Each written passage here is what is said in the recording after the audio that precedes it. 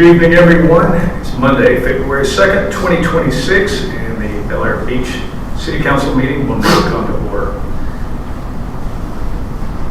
Prayer is given tonight by Vice Mayor Roberts. Thank you, Mayor. Heavenly Father, thank you for another wonderful day in Bel Air Beach. We are all so blessed to live in this beautiful city. Tonight, we want to thank you for last year's calm hurricane season for our state and more specifically for our city. Father, we still may have neighbors who are dealing with issues from our previous storms. We pray tonight that you will help them to continue to restore their homes and find normalcy in their daily lives. As always, Father, we pray that you provide us the wisdom that our council needs tonight to properly address the items on tonight's agenda. More importantly, Father, help us to make decisions that please you. We love you, Father, and we thank you for being with us tonight. In Christ's name we pray, amen. Amen. Thank you, Vice Mayor Roberts. Now, everyone rise and join me for the Pledge of Allegiance. I pledge allegiance to the flag of the United States of America and to the republic for which it stands, one nation, under God, indivisible, with liberty and justice for all.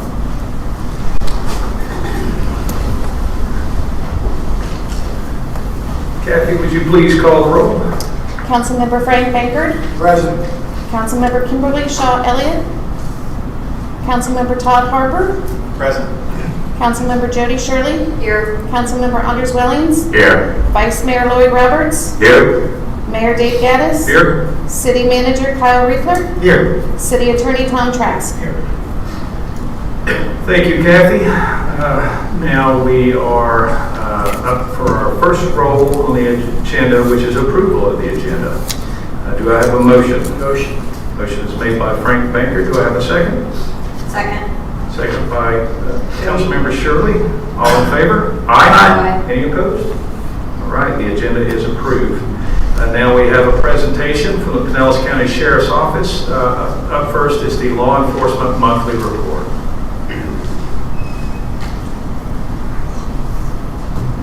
Good evening, ladies and gentlemen. I'm Sergeant Brian Williams.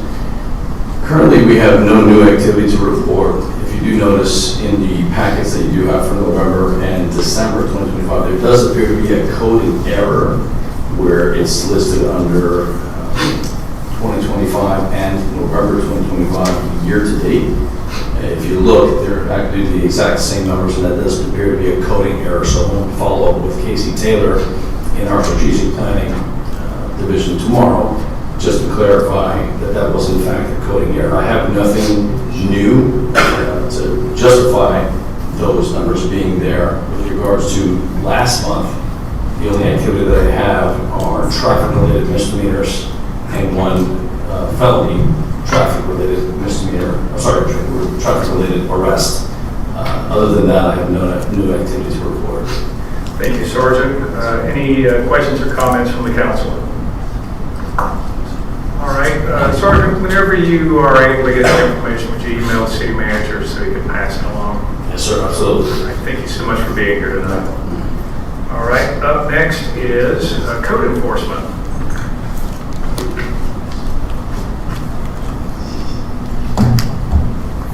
Good evening, Mayor and Council. Appreciate you having me. For the code enforcement, we've had a easy month this month. We had 34 new cases. I had 23 follow-ups, 32 closed cases, and we currently have 34 open cases. Those open cases are in reference to everything that we have out there, which is either obnoxious trees. It also includes the rental registrations that I told you about in the past that we're still working through. We are getting some compliance on those, but we're still working through a lot of those. Other than that, we're working basically just going around the city. We're addressing some of the noxious trees, few lawns, believe it or not, that are getting a little overgrown yet. We've had a few issues with a lot of the construction going on, just some simple nuisances like the silt fences and making sure the gutters are staying cleaned up, and I've had pretty good compliance, contacting the general contractors with helping me with that. We did have a little bit with the wind and everything else this last weekend. I've already made several contacts today, and repairs are underway in trying to getting the sub fence down or any of that. Any other questions? Council? No? All right. Thanks for being here tonight, Deputy. Appreciate the report. Thank you, sir. All right. Up next is a presentation from the Pinellas Suncoast Fire and Rescue District. Good evening. My name is Todd Best. I'm the Deputy Chief of Pinellas Suncoast Fire and Rescue District. Chief Grimes is out of town this week and asked me if I would come give a presentation for him tonight. Pinellas Suncoast Fire and Rescue ran 279 calls district-wide in the month of January. Those calls break down to 228 EMS calls and 51 fire-related calls. Particularly 16 of those calls were in Bel Air Beach, breaking down to 9 EMS and 7 fire-related calls. Other projects going on in the district, storm run repairs are nearly complete with Station 27. We too are still recovering from the hurricane. We expect that that will be done by the end of the week. And we are currently going to bid for flood protection barriers for that station in the future. And we are optimistic that FEMA will actually fund that with their mitigation program. Station 28 on the mainland is scheduled to be raised by the end of the week. And we expect construction to take approximately 1 year for completion in January of 2027. And last month, your firefighters continued to train regularly. They've accumulated 1,330 hours of training collectively in the month of January, including participation in a county-wide high-rise fire drill. They also completed continuing medical education for January that focused on the care of geriatric patients. And with that, if you have any questions, I'd be happy to answer them. Council, any questions? No? All right. Well, thank you for being here tonight. I Thank you, appreciate it.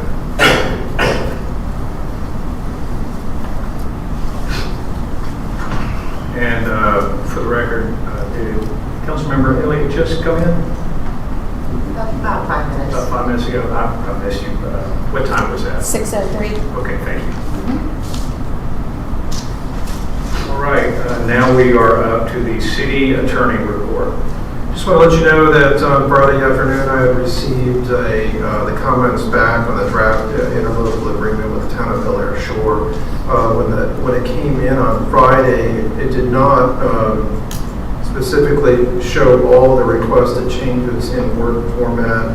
As I mentioned in my email to you earlier today, we're going to provide that Word format to the other attorney so he can add and subtract the language that they're suggesting to be considered by the council. I'm hoping that next day or so we'll have that information for you. But I did, if you haven't seen your emails, they did provide you with the comments as as they currently appear. All right, any questions or comments for the city attorney? Yes.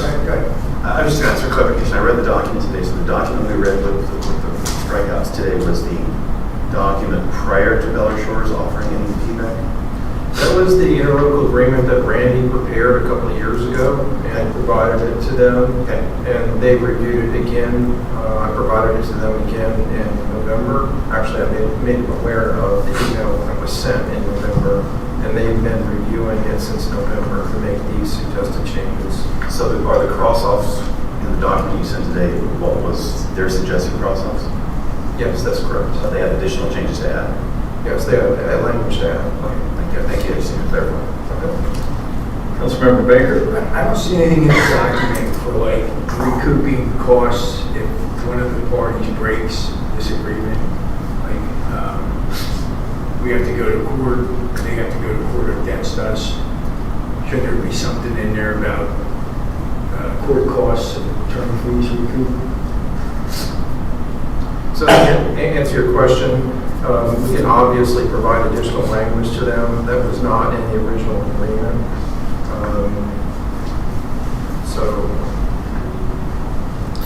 We'll address that once we get their final comments. I mean, obviously, it's going to be a negotiation going forward. So, okay.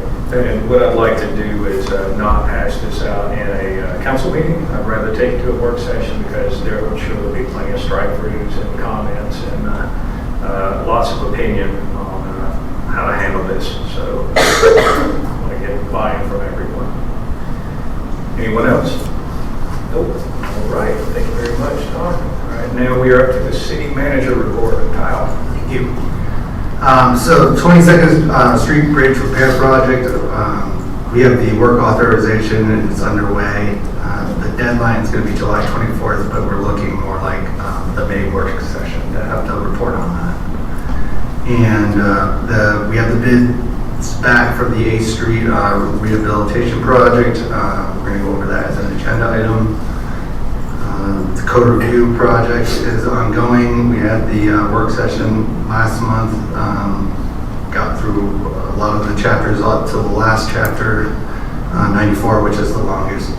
But I also want to remind council that we still also have that sign code, which we started prior to the overall review. So that's chapter 86, and I plan on bringing that back to the work session as well.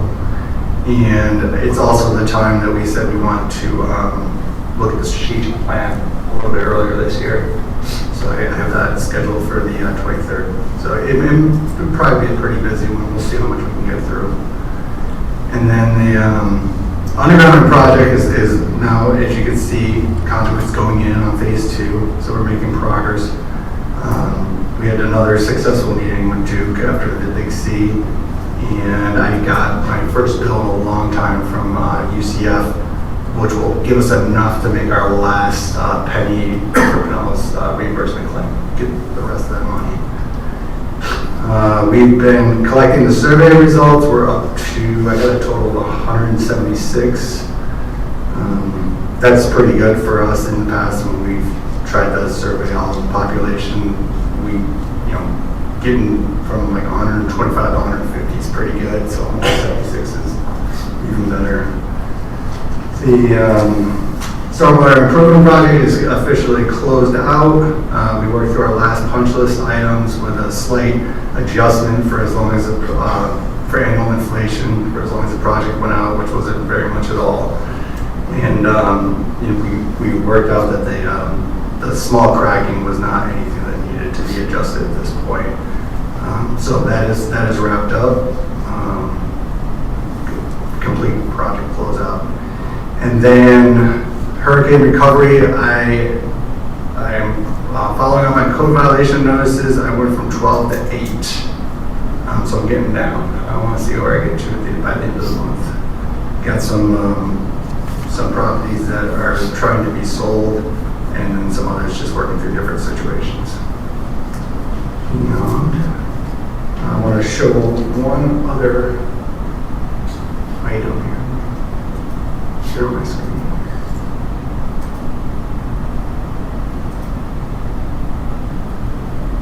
Okay. So, we've been looking at alternative street light solar options, for our citywide lighting program. This is another one I've come across. It's a much better setup and design than we previously have been using over at Bellevue and State Island. One of the best parts about this design is that solar panel on top and control box that sits right on top of the pole. That is an all-in-one piece. So anytime any parts need to be changed out, they send the complete piece to the staff, and then we rent the proper equipment to get up there. But it's a quick change out. It's a whole different situation than the current solar cells that you have to go down into. You have to pull the batteries out. A lot of times they do some work on the batteries.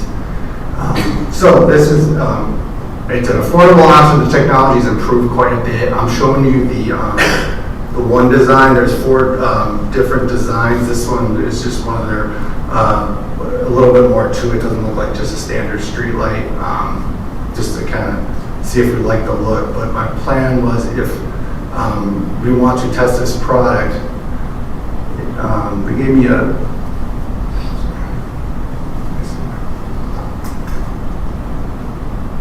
so these go for 1 unit, goes for about $4,336.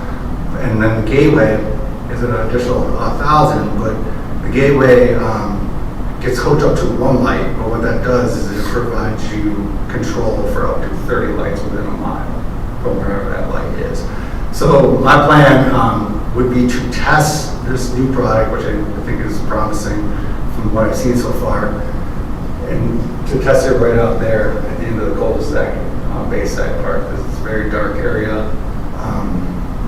When he drafted up the proposal, he mapped out kind of, this is where it would be right there. Let's see if I can zoom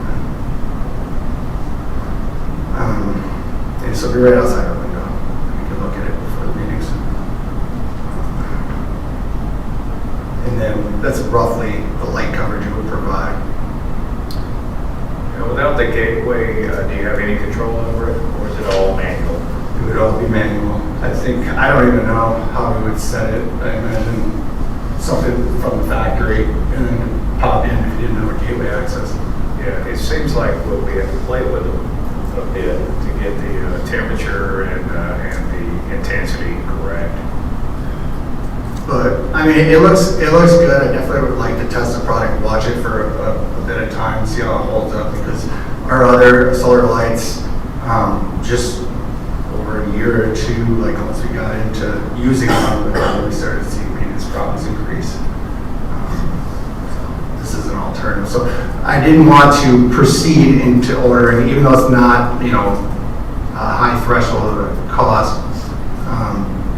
Given that, this is a capital project and something that we're talking about, strategic planning, I wanted to get the council's consensus on this. Well, I am actually happy to hear that we're getting to test one if we decide to try them, right?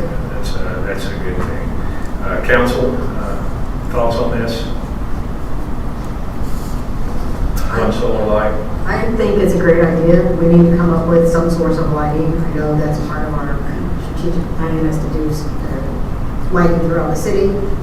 I don't think we got that opportunity with the other ones we put in one of the neighborhoods. And it's really a smart idea to have it here where you can control it and test it and see if it works. And it's a very small investment when we're looking at the entire city. I agree. Anyone on this side? Yes? Agreed. Vice Mayor Knott? Others? I'm very interested in the solar lighting. I guess I have solar in my house and a solar battery. I'm curious what other options you looked at. Maybe I'm brand new to this topic, it seems like here. So I've seen some other talk to you about some other This is the best you looked at.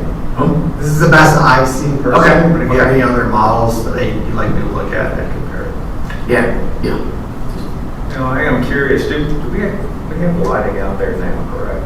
There's no completely. No, what's So there's a Santa belt right on that corner. But then outside of that, it's dark. Okay. Tennis balls. Yeah. Yeah, that's it. Are there any motion sensitive options? I'm sure there are. Because one of the things I struggle with is that it is a park and we have animals that live there and we want to preserve whatever nature we can. And maybe there's not a need to have light burning there unless something's there, a car or a person that wants to use the area. So what we might consider motion sensitive lighting. The only problem that I would think, the problem it would create by having a motion sensor is it wouldn't be motion sensor enough. Saying if somebody's out there hanging out on the beach and they're wanting to come in, that light's not going to come on until they get near the pole. And so now we've got, they're pitching around in the dark until they get there. That's really the only thoughts I have on it with motion, but I'll ask yeah, what options there are. nice to have options anyway. And I think my understanding is to test the light. And so if that's a feature on it, certainly we can test it when it's there. So that's, one of the nice things about buying one and seeing how it works. Yeah, I'd like to, at one of the meetings or work session, just download it for council. All right. Any Any other comments on that? It is another good thing about these are their direct burial. And then to install this first one, the sales rep's going to come out, tell us what equipment we need to rent and supervise the install. So it is something that the staff can put these in. Obviously with permitting, but the previous lights we had, they used an auger and had to drill pretty deep. These only require they go 5 feet in the ground, and you can use, a skid attachment or a 2-person handheld auger to get down there. But when they were doing the BEI solars, they hit quite a lot of gas lines and other utilities, so it does pose a problem. One other thing that you might check into is if they have any turtle-safe versions. Yeah, I know he did mention amber lighting, and they have some other options for each side. All right. Anything else? That's all. All right. Any questions or comments for the city manager? Yeah, maybe one. There's a sign that still is there. One of the houses has that AAA, roof down, and they've got a really big sign there, and it's been up there for, I don't know, 5, 6, 7 months. Can we reinforce it? Just get these signs down? I mean, it's an empty lot house. It's on 7th at the pretty much on the corner. I have golf almost.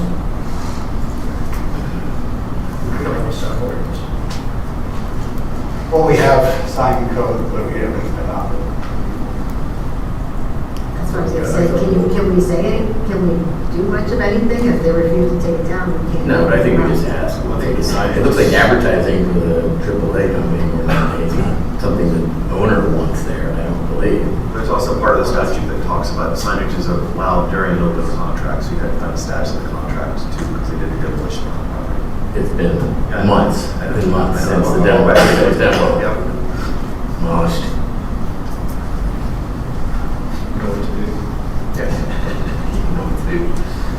All right, now we're up to citizen comments. Each speaker will be recognized for 3 minutes. I'm sorry? Oh, no, you come later. I'm okay We'll with go that. ahead and do your report now. What do you have, Kathy? I have nothing unusual to report, just council meetings. We had a Board of Adjustment with 4 variance hearings, meeting minutes, public record request, and I've been working with Chair Patty Roberts, Park and Rec, working on the health and wellness fair to come in March. Okay. Questions or comments for the city clerk? Thank you, Kathy. Now we'll go to citizen comments. Each speaker is recognized for up to 3 minutes. Whenever you come into the podium, please give us your name and address. And remember that the council does not respond immediately to your questions or comments, but they are all given the opportunity later in the meeting. If something pertains to the city manager, he may or may not respond to your comments, but I'm hoping that he will. That being said, do we have anyone that would like to speak tonight? Yes, please come right on up.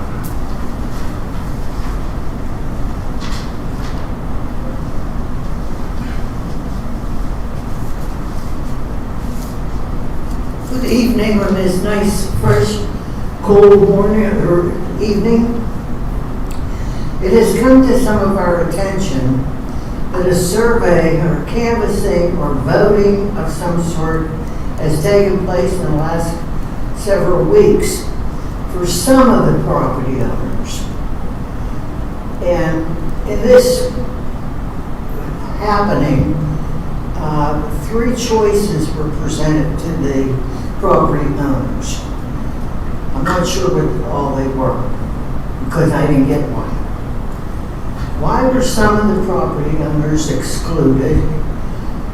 The absentee owners and those property owners nearest this building, the ones most directly affected by the proposal regarding the fire department or fire truck, they didn't receive any of the survey or questionnaire or canvassing, whatever it was. And why was not a mail survey done? And I'm not quite sure what was even in this. And were the procedures followed in canvassing the select population? And is there any reason why some of the population was eliminated from this happening?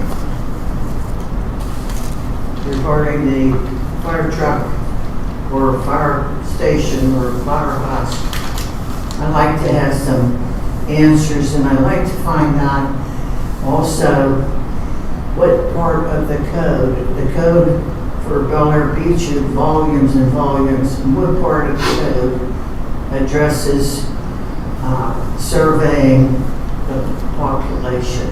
Thank you for your consideration in answering these questions. Thank you. I'm sorry, ma'am, I forgot to tell you, I need your name and address. Eileen Woodside, 501 Causeway Boulevard. I live directly across the street. Just for the record, thank you very much. Do we have any other speakers tonight? Yes, please come up.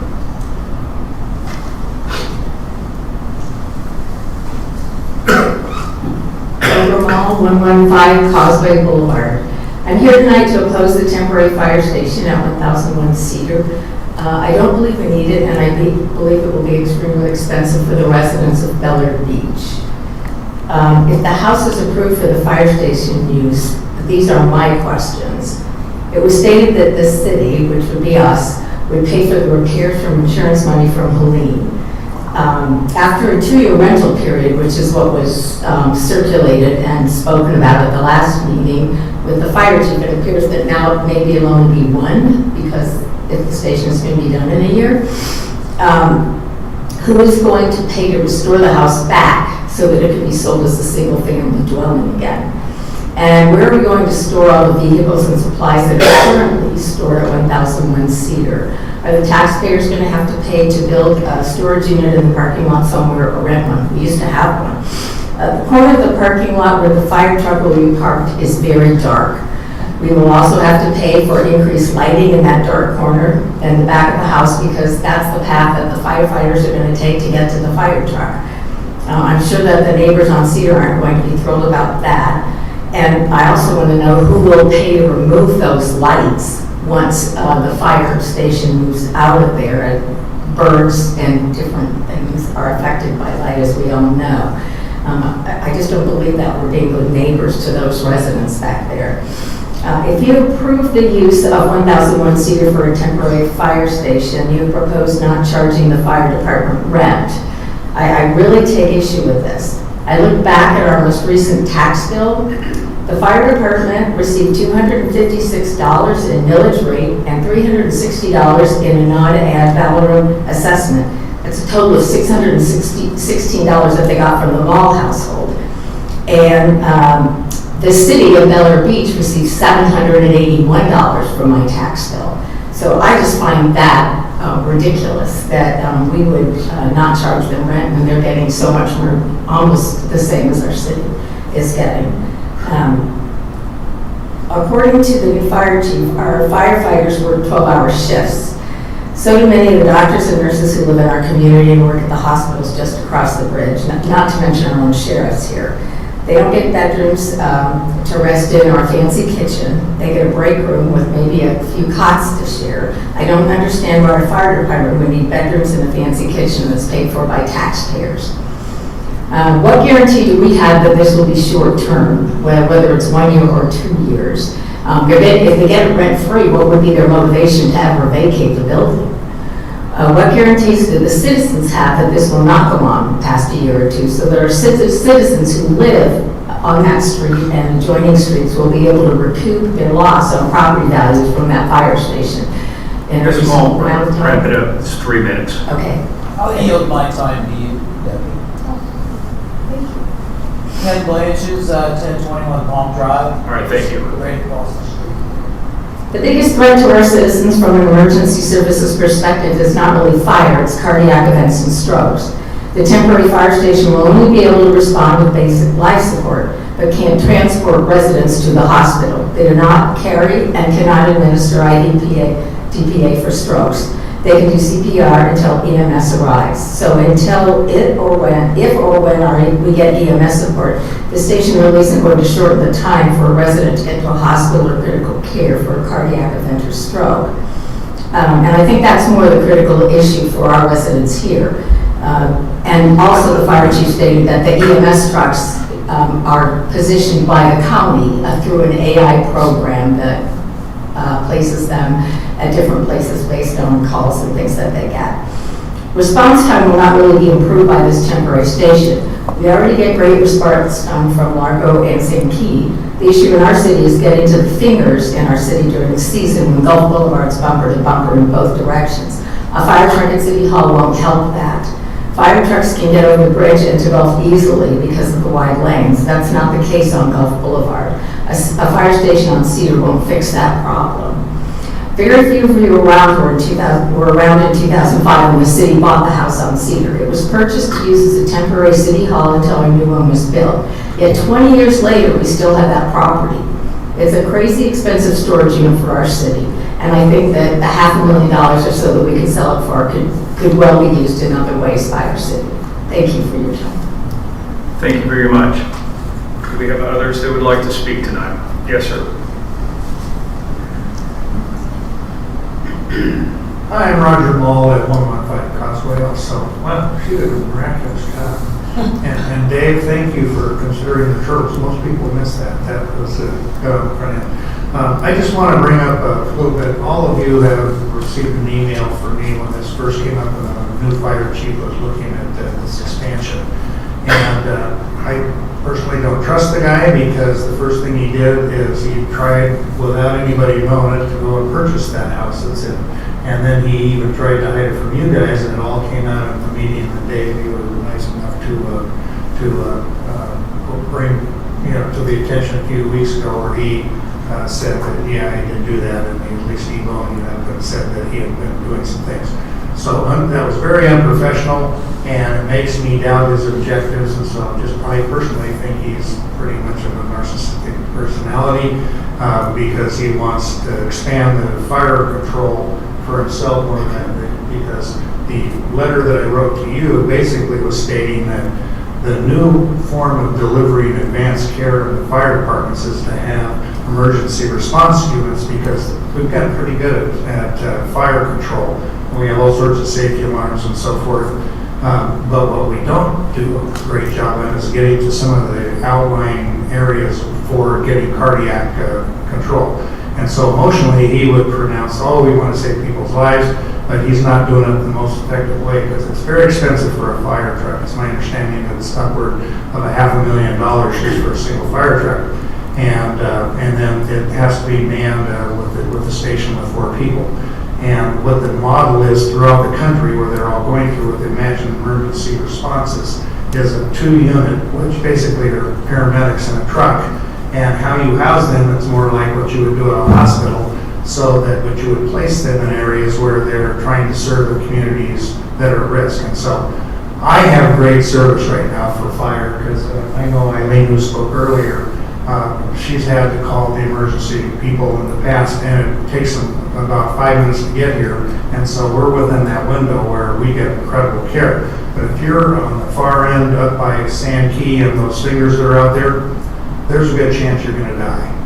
And so my objective is, because I've been in healthcare my whole life, is to get as fast a response as I can. A fire truck isn't it. A small paramedic truck is going to be way cheaper, and it's going to save people's lives. And so if you're up on 5th Streets, and if you're up on the northern section, all those fingers out there, I want to see you live. And the way to make that happen is to use a paramedic service. Now, it doesn't have to be the one we have now. The fire department can fund their own thing, which would be about 1/5 the price of having an actual station built. But if we really want to get to our residents and get them good health care, we're going to look at having paramedic teams, not fire trucks. And right now, the Ford model with a big fire engine with a paramedic follow-on is not the right model. So I'm just saying, let's look at the model that works. And I got all my information off AI, so it doesn't have any bias politically. I'm just, trying to help you out to find, let's get good paramedic care to the people on the fingers and the north and south areas of the city. Great, thanks. Thank you, Mr. Mall. Do we have anyone else that would like to speak tonight?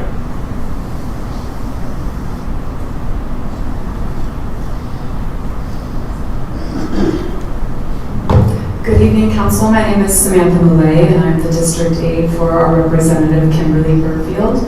Kimberly Burfield is the Florida State House of Representatives representative for District 58, which encompasses Clearwater, Dunedin, Indian Rocks, and all the Bel Airs. And I wanted to come here and introduce myself and let you know that we're a resource not only for you in the city, but for your residents and our constituents.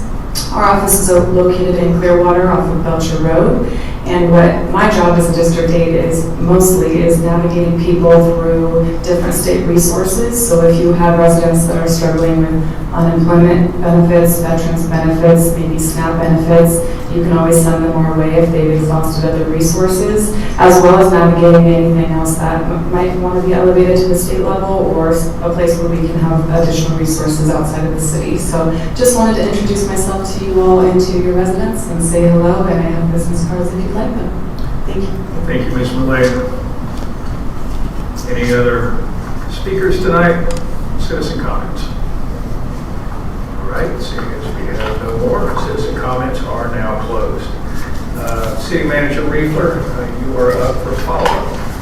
Yes, so the idea of the handouts were to just survey the residents, and we wanted to get everybody locally, especially in the nearby facility where we're proposing to possibly use as a temporary fire station. But yeah, I will provide that to you as soon as tomorrow because we do want your feedback. We did notice that someone told us that not everyone may have gotten one. We just asked if they reached out directly to us so that they could get one. But we intended to have everyone covered by that survey. We do have code that addresses canvassing and soliciting and peddling. There are exemptions for canvassing, but there's no specific code to exactly how the city performs canvassing. But yes, I'd be happy to figure that out. The purpose of the prepaid mailers were to try to give an easy way for residents to voice their opinion. We did not mail them out because we tried to save on costs. We tried to hand out the door hangers, but then have all the prepaid postage on those. So it was a little over $500, between $500 and $1,000 to do that, but it could have cost us about twice as much if we mailed them all too. So I didn't have the staff to do it all in-house, so we did ask for help from the firefighters, and they volunteered to distribute them. And to my knowledge, they distribute every door in Bel Air Beach. But again, if you did not get one or you know anyone who has not gotten one, we'd be happy to provide that immediately for you.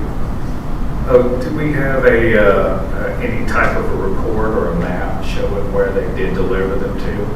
I can ask them for a general description of how it was done. I think it'd be important to get that, and then also whenever we distribute more for whoever is missing, maybe we can streamline the process if they just want to call City Hall and give their name and what their vote would be. There was a question about what was on the ballot. Would you mind explaining that?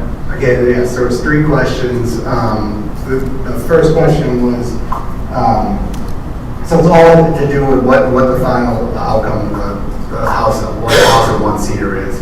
And we originally had 2. Do you want to use it as a temporary fire station, or to just continue to use for city use only?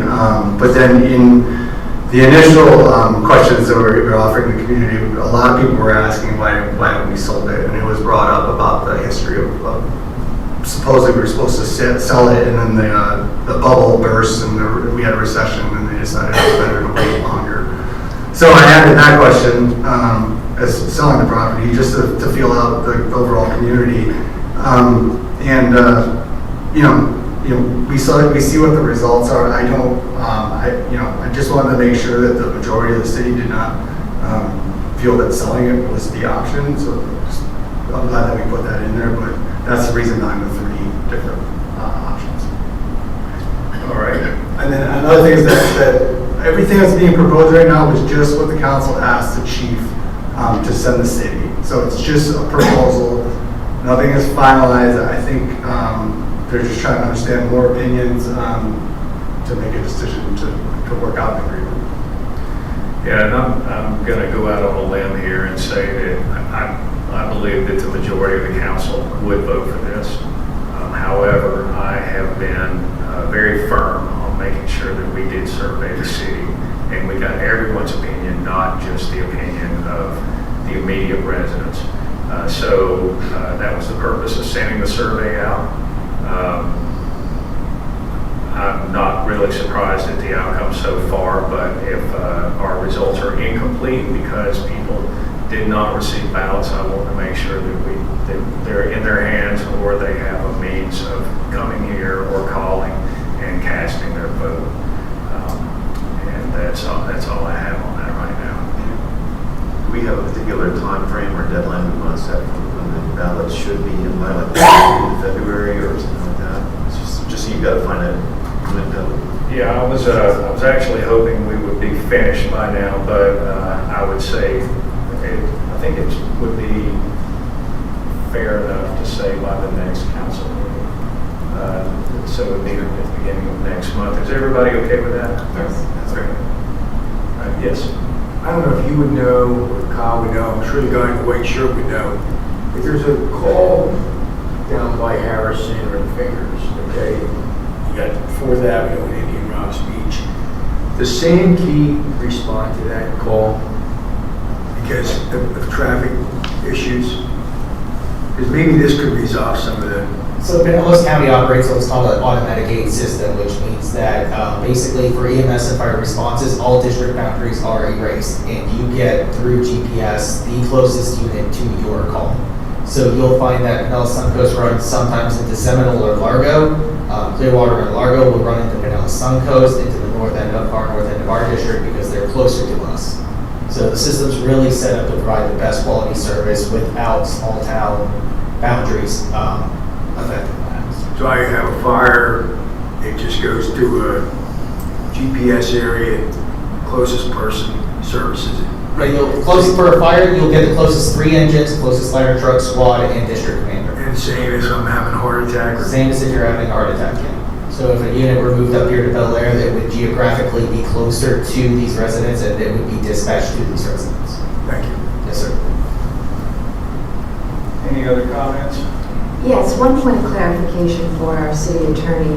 My understanding is that if we, as a city, wish to sell any city-owned property, that requires a vote of our citizens. Is that correct? I can look at the charter. I don't have that memorized, but maybe think about a charter. That's correct. That's my understanding also. And if so, there's an expense with an election. The first one that would come up would be this fall. And so that's a significant amount of time that might just make it unfeasible in terms of getting any kind of temporary usage for that fire station. So that's something I think people need to understand. I would also like to add to the fact that that building has a storage shed on the exterior rear of the property, which would actually have to be removed to be code compliant to be sold as a single family home. So that's an additional expense we'd have to come up with too. Could we put a storage, I call them air sheds? We have, because we're in a flood zone, all right? And could we move, if we did sell that house in Cedar, could we erect a storage shed because we're in a flood zone? I know because the house is attached, we can do millions of different things because it's already grandfathered in, but just my golf area where I play golf in Dundee, when we tore down the storage shed there, we now cannot erect it because a new one because it's in a flood zone. So if we tried to tear that house down and move the utility shed someplace in City Hall's property? Can we actually do that? It's a good question. I did look into the Florida Communities Trust grant, because that's where the land came from, and as long as, if we build a maintenance facility and it follows the maintenance plan for that part, it's allowable. We just have to, I guess, apply for it. I do not know as far as flood code, if there's go-arounds for the purpose of the municipality, kind of, Yeah, because everything was set to go where it was just talking about, and then FEMA came in and said no. And I'm not saying that would happen here, I'm just asking, you know, if we ended up doing selling that house, because how much money did we get back from our insurance on the house? It was totally not, we had something. So we got, that was for the structure, and then we got some contents on top of that. Do you have anything else? No. Any questions or comments for the city manager as a follow-up to his follow-up? I'm going to ask a question, and it's just for the benefit of the citizens. There was the cost of rehabbing the house. The money is coming from the funds we received from the insurance company, plus the fire district's paying for the difference. Do we expect it to be somewhere around how much money? I think it was like just like 170 or something. We haven't worked it out, but we at the city collected enough insurance reimbursement to cover restoring the structure, and then, you know, depending on what. And they would do all the interior build out that needed to be done. So there was just statements or things being said that the city's paying for it, and that is not the fact. Those are not the facts. So I just wanted to clarify that. But I think I heard the residents say that it was the cost they were talking about were the things that would, when you have to undo it to sell it. It was not about them making it correct, it was more about the other costs to make it ready once they're done with it.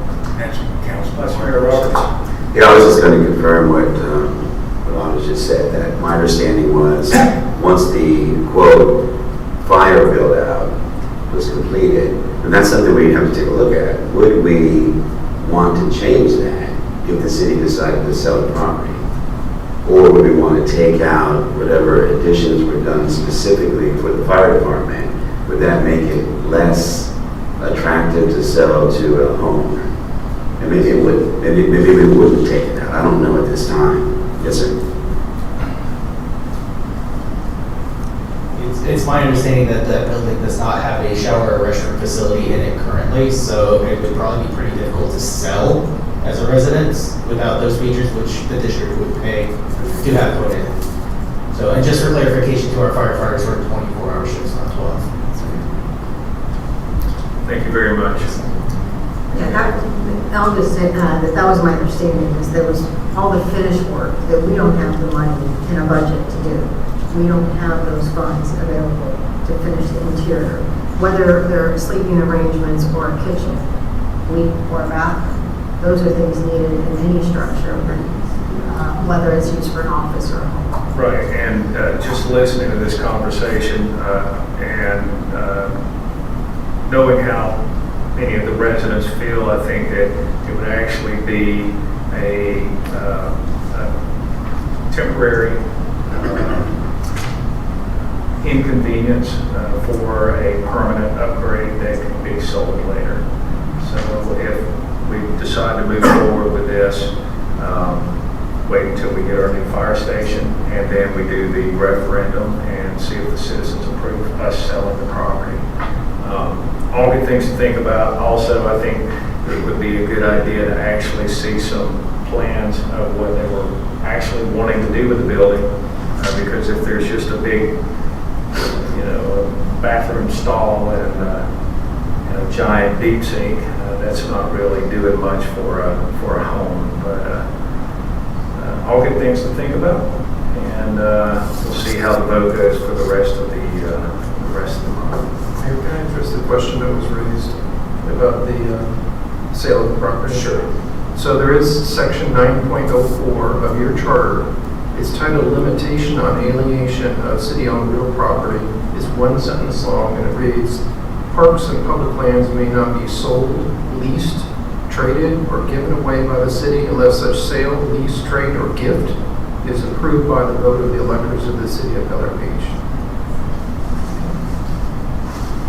Okay, just real quick, can I follow? Sorry? I think that was the plan all along, Kyle, right? Was that the question was to basically be able to put it on the ballot, not to just go off and sell it, right? That's what the purpose of the question Selling was. it was the direction we wanted to go, we'd have to know. Right. It was being put on the question with that as the intent to put it on the ballot. Yeah, the reason why it's on the ballot to begin with is because there have been quite a few people express that why don't we just sell it? Right. Because that's what we were supposed to do in the first place. Right. So, anything else on this topic? And do you have any more comments? Everybody good? All right. Well, in that case, let's move on to the consent agenda. This is for approval of the January 5th, 2025 City Council meeting minutes and approval of the January 26th, 2025 City Council work session minutes. Do I have a motion to approve? Motion to approve is written and proposed. Motion is made by Frank Baker. Do I have a second? Second. I'm going to give that one to Vice Mayor Roberts. All in favor? Aye. Any opposed? All right, the consent agenda is approved. All right, now we are on to the regular agenda. This is for consideration of award of bid B25-03 for the 8th Street Stormwater Rehab Project to Shenandoah General Construction LLC. Mr. Riefler, you're up. Thank you. So this bid was done because we wanted to try to see if we could get lower pricing than piggybacking a contract that already existed with Remington Short. And we knew just from collecting some quotes prior the general cost of this was going to be. Shenandoah was actually one of the quotes we received that was one of the lowest, but it was still over our bid threshold. So we went out to bid in hopes that we'd save money, and it looks like we'll save about $10,000 by doing so. But we're paying a little more, I imagine, just for the fact that they had to bid it and put the time and effort into it, it might increase the cost some. But we got 11 bids, 11 responsible bids turned in, and 2 of them were, again, lower than the $50,000. Very close in amounts. I provided the bid tabulation so you can see it, and then the Gemini Engineering did a thorough review of each submission packet to make sure that the experience and just references and everything was there. So after reviewing that, they said the lowest bidder would be, the deciding factor. They thought that they were both qualified. So I included the Shenandoah bid package. I was going to include the Inliner Solutions, but our packet size was getting quite a bit large. It was about 100 pages. But I can provide that to the council if they'd like to compare those two. And then Gemini, they wrote an evaluation memorandum to support their recommendation. All right, thank you, Mr. Riefler. Before we go to the council, let's go to the citizens. Would anyone like to comment on this topic? All right, citizen comments are now closed. Council, I'm going to need a motion to award the bid B25-03 for the 8th Street Stormwater Rehab Project to Shenandoah General Construction LLC. Do I have a motion? Motion. Motion is made by, Kim Shaw Elliott. All right, do I have a second? Second by Mr. Harper. Council. Questions? Oh, I'm sorry. Go ahead. This is a matter that has been extensively bid. That's nice that we got a very nice range and many numbers of bids in here. We've had the evaluation of our engineers. The report is very favorable with the proposed Shenandoah General Construction. It looks as though the other bid, close bid, which was only a couple $100 difference, but got mixed reviews from feedback from their customers. So I think the Shenandoah presents the lowest and best bid. Thank you. Do we have any other comments on this? Yes. Just a quick question, Kyle. I noticed on the unit prices, and this is for my information, it showed that the cured in place pipe liner for the 15-inch pipe was more expensive than the 18-inch. Is there a reason for that? That makes any sense? Just see what's available as far as material. I know they have to order all this stuff and keep it refrigerated right before the job, so they don't keep it in stock most of the time.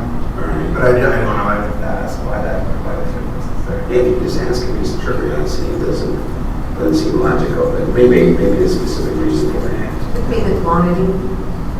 Pardon? The quantity. Yeah, the length of the Yeah, pipe. yeah, they've got, Yeah. it's 302 linear feet versus the 18 or whatever, or 28 altogether.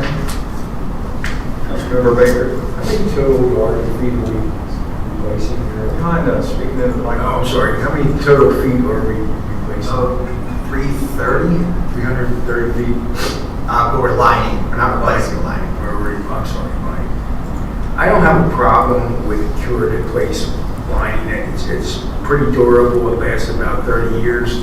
The problem I have is about 5-6 years ago, 8th Street, 7th Street was redone, and those pipes should have been removed. I spoke to some of the contractors that were looking to bid this job, and they said that we don't know why you didn't remove this. I gave a whole belly full of arguments about our engineering firm back in December. Some of just the shoddy engineering plans I believe they presented to this council. $41,000 that we're spending for this, we could have replaced all those pipes at that price. And we would have had new concrete pipes. Not saying the cured in place liners aren't good. I just think we really need to look at another engineering company. That's all. Other comments? Kyle, was that the engineering firm we used way back when we did it? No, it was a different engineering. Yes. Larry Flutie sold that too. Engineering Science Group, I think it was called. And then Larry had some health issues he had to discontinue, and then when he came back, he started working with Gemini Insurance and on their team, and then we got Gemini. So outside of the stint that Larry kind of brought him up to speed with his history, they're their own firm, different than what it was. Okay. So you're saying it's different? Yeah, Gemini has their own history with a company history and experience, so they just happen to merge. Okay. Anyone else? All right, just because it's a lot of money, let's just go ahead and take this to a vote. Would you mind calling the roll, please? Sure. Councilmember Frank Baker. I live on 8th Street, so I'll abstain. Councilmember Kimberly Shaw Elliott. Yes. Councilmember Todd Harper. Yes. Councilmember Jody Shirley. Aye. Councilmember Anders Wellings. Aye. Vice Mayor Lloyd Roberts. Aye. Mayor David Gaddis. Aye. All right, so it passes somewhat unanimously. Mr. Riefler, you may proceed. All right, now we are up to item number 12, which is we're making it legal. So, Tom, would you mind taking this one? I'd be happy to, Mayor.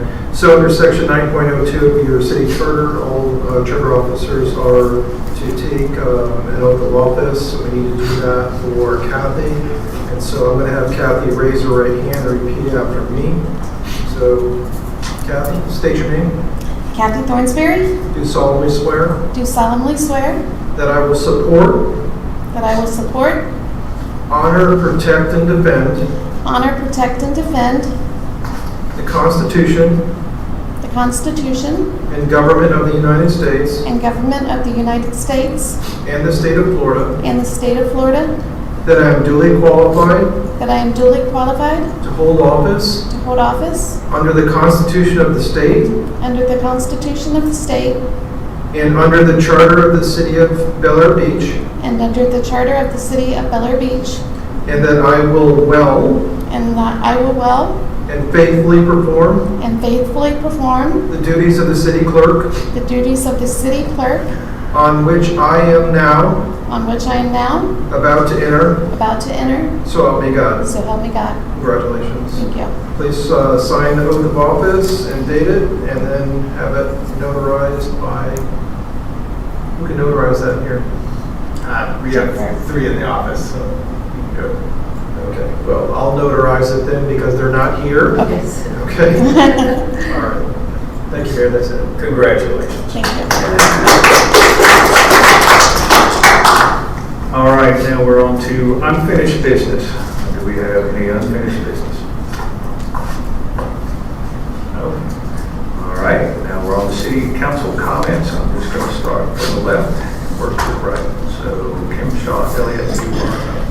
None tonight. I wish everybody a good evening. All right, Councilmember Shirley. Just thank you all for your participation and coming to the meeting. I appreciate hearing your voices and knowing that there's actually someone paying attention, so thank you. And I wish everyone, a great month, and hopefully it warms up soon. Councilmember Harper. I just want to thank, again, I want to thank everybody for their participation. I think we've got a number of important items on the agendas, either workshops or on the agenda, so I would encourage your continued participation. We don't know unless we hear from you, so the more we hear from you in these meetings or feedback or email or whatever, it is appreciated. So, Thank you. All right, let's see, honors. Yes, thanks for everyone coming, and I appreciate all the comments. I remember we got one of the letters came in regarding the fire station in this voting process, and I know one of them I thought I really kind of took to heart was like, maybe we should think to try and be as fair and as sensitive to the residents that this most affects, that maybe we can come up with some ways of maybe adding more weight to certain votes, like maybe certain residents that live closest to this that are most impacted, maybe their votes could count a little bit more, maybe we could double it. I don't know, we've had a chance to talk about that, but that's something that I'd be interested in pursuing, just because I understand that some residents are going to be more impacted this way than others. So, yeah, otherwise, thanks for coming. Thank you. Councilmember Baker. Well, the groundhog stuck it to us again, so 6 more weeks of winter. That's all we have to say. Vice Mayor Roberts. Yes, thank you. Our city clerk mentioned the Health and Wellness Fair that's going to be in March, and I apologize, do you know the exact date? March 7th. The 7th, March the 7th. It's something in the past that has been pretty well attended by our citizens. So I'm asking you guys that are here tonight, as well as those that are watching, if you know anybody, any business, any professional that you work with that you think may come under this title, if you could check with them to see if they would be interested, and either yourself or they can contact Kathy or Patricia Roberts, who she mentioned earlier, who I know fairly well. So you can contact her or myself, and I can pass that along to her. So we've got a fairly decent number that has already responded and are going to participate. But any additional is always welcome as long as we don't get too many. But it's been helpful to the businesses as well, is my understanding, where they have told us that they got additional business from citizens here. We've also had citizens thank us because they were able to meet somebody at the fair that ended up helping them. So just wanted to let you guys know about that. Anything you can do to help would be appreciated. Thanks. Thank you. All right. There's a lot going on right now. I cannot believe that it's already been a month since I put my Christmas tree away. I mean, time is flying. There's a lot going on, not only in our state, but also in the country. And there's a lot of craziness right now. So everyone, please stay vigilant, and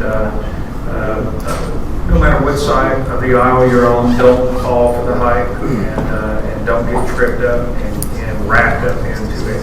remember that what matters most is what's here in Bel Air Beach. And at the end of the day, we just want to live together, be happy and healthy, and it's cold right now. So if you have neighbors, especially elderly neighbors that you've not seen or spoken with in a few days, it might not be a bad idea to knock on their door and see how they're doing.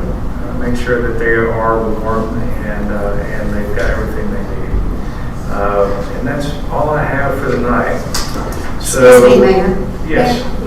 We've got something. We have a citizen, or well, not a citizen, but someone who wants to speak who is on Zoom right now for the lien reduction that I think you were all filled in on an email. Okay, it was supposed to be during citizen comments, but I tell you what, we'll give her 3 minutes.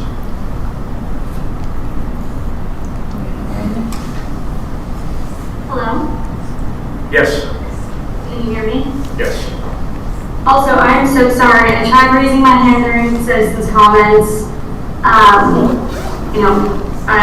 apologize. I was under the impression that this entire thing was via Zoom, so that is on me. I apologize.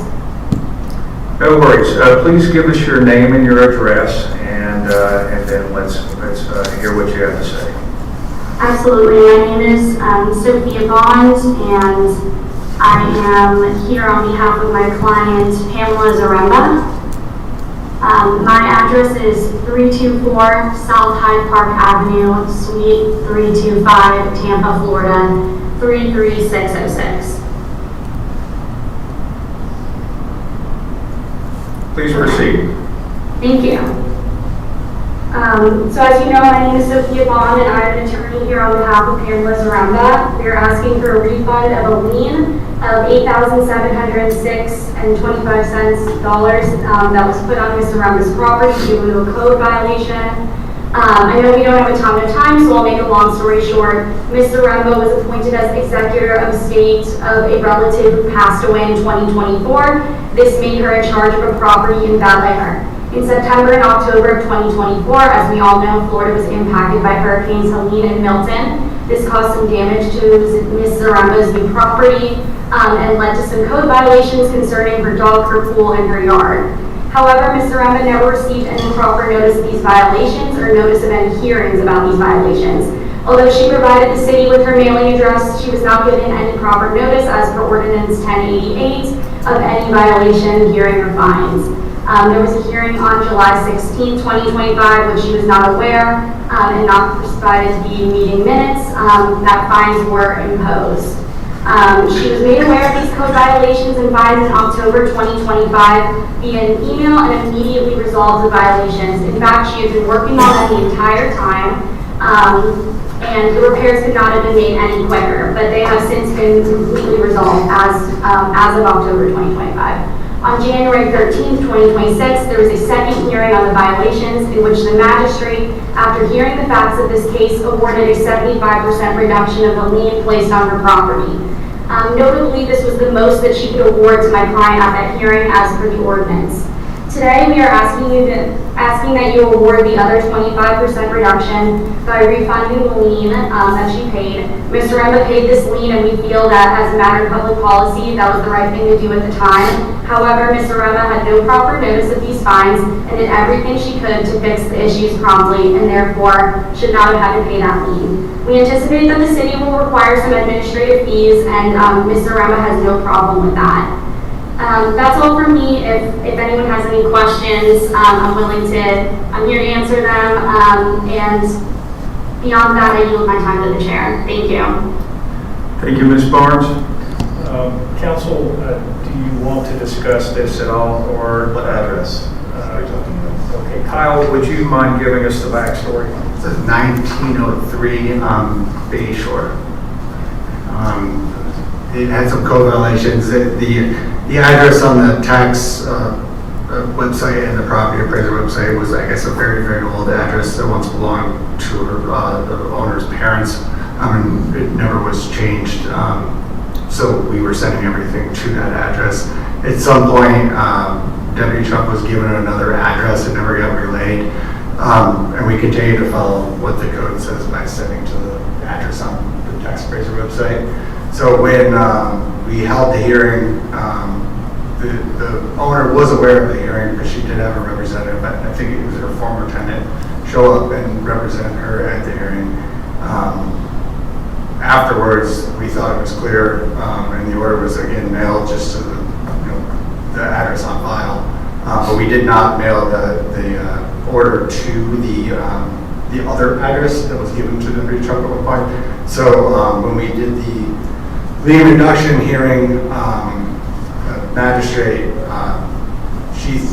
she deemed that the notice was correct for the first hearing, and that the order was given correctly. But then at some point, which we couldn't find in our code, where it's required to mail it anywhere else than the address of the tax appraisers. So we continued to send it there, and we found out after the fact, once the fines started accumulating, that the owner was not aware that she was being fined. So at that point, we had already recorded a lien, so then we just followed the process, which was our lien reduction hearing at that point. And how long had this property been listed incorrectly on the property appraiser's website? Since the early 2000s is what I can tell. It's been it's an old address. And how are they paying their taxes? The time that I looked at the tax history, the taxes were paid from early. So the sale's gone through and everything has been settled. But prior to that, I wasn't aware of it. So what I'm hearing is that they just completely neglected their responsibility to again, we didn't know. We thought that this person that was representing the former tenant, we thought that he was going to understand, comprehend the information, give it to the owner immediately after, and we sent the order to the address we had. Looking back, I wish we sent it to this other address, which I was aware of at the time, or at least I wasn't, and I guess she never got noticed. So that time we kind of reached out. We were like, this is running. This is where you're at right now, as far as the fines. And at that point, she said she didn't know she was being fined. Do you feel like you were at fault? I had no knowledge, up front. I just followed the way we typically do. We should always send it to what is listed on the tax appraiser. But I didn't know. Vice Mayor Roberts. I have a couple questions. I guess at the magistrate hearing, were you there? I was not. I was away. Okay, I read the email. So the magistrate awarded the maximum that she could. I was at the lien reduction. Okay, I'm sorry. So you were at that. So Not she, okay. So she opted for the maximum reduction of 75%. Did you get and then she said, apparently put in the email, that in order for her to get anything more than that, she would have to ask the council. Okay. So did you get any feeling, just curious, had she had the ability to go beyond the 75% based on the conversations that took place there? Did you feel like she would have been in favor of that? Did you feel like she felt like the facts really showed that this particular situation, and things happen, that maybe she didn't feel there should have been, that she had to pay these penalties because of the circumstances? So do you feel like if she had the ability to say 100%, possibly she would have done that? Maybe minus what fees. The administrative fees, yeah. So right now, the difference is that 8,000 and a couple of hundred, but we would be able to say our administrative fees are X, and we want to at least get that. Okay. So what do we have to do, if any? It sounds like the council kind of has it in our hands now. Right. I wouldn't take any action unless the council. We have to make that decision tonight. No, we don't. We're just having a short conversation. Sure. Because I don't have it. Okay. Would you make a motion to waive everything except $1,000? No. Well, they've already waived 75%. My suggestion is that we schedule this for an agenda item at the next regular council meeting that you have with the backup information from city staff as to what the out-of-pocket expenses are, so that you can make an informed decision on exactly what those expenses were incurred and use that as an offset. But I would tell you that the special magistrate order she made a specific finding, and I'm going to read it to you. The respondent, by reason of foregoing facts, did not receive proper notice of the notice of code violation, notice of hearing, notice of noncompliance, and action on the notice of noncompliance in second order. It's clear to me that she would have dismissed the case or found little or no fine based upon that finding, because that's a legal finding. Could she take us to court and sue us for this? So what would happen is that she has until February 13th to file an appeal of the last order. Otherwise, that is her only action at this point. She would have to do that. And she could go after us for court costs if she was awarded that. Well, she wouldn't really have any court costs other than a filing fee. You know, I hate whenever you ask these questions in a public meeting. I wish you would just ask the attorney one-on-one. Well, it's the taxpayers' money, and I'm trying to protect the taxpayers' money, which I'm a taxpayer. So if we're worried about $8,000, okay, when the judge already said I'd give you 75%, and as Kyle was saying, as Mr. Roberts asked him, do you think they'd give 100%? As our attorney said, most probably, are we putting ourselves on the hook here for a lousy $8,000 because we want to stick it to somebody with our code? I think it's just wrong. Classic. Anyone else? Classic. We'll table this and discuss it in detail at another meeting, but as we prepare for that meeting, I would like some information as to why the fines were issued. My understanding is that we're talking about a code violation, so something happened that was bad, and I assume that fines were increasing because the initial fine was not paid timely. So let's talk about what was the initial fine, what was it for, and what is the penalty that is accruing or has accrued. So in any event, it's somewhere along the line there was a violation that was allowed to occur. We have a work session later in the month.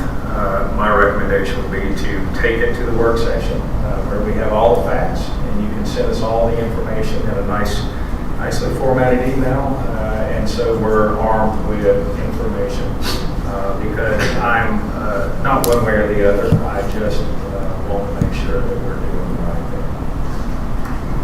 All right. With that being said, I think that's all we've got for tonight. So I will ask for a motion to adjourn. Motion's made by Frank Bankers. Do we have a second? Second. Was that Councilmember Shirley? Yes. All in favor? Aye. Any opposed? All right. Good night, everyone.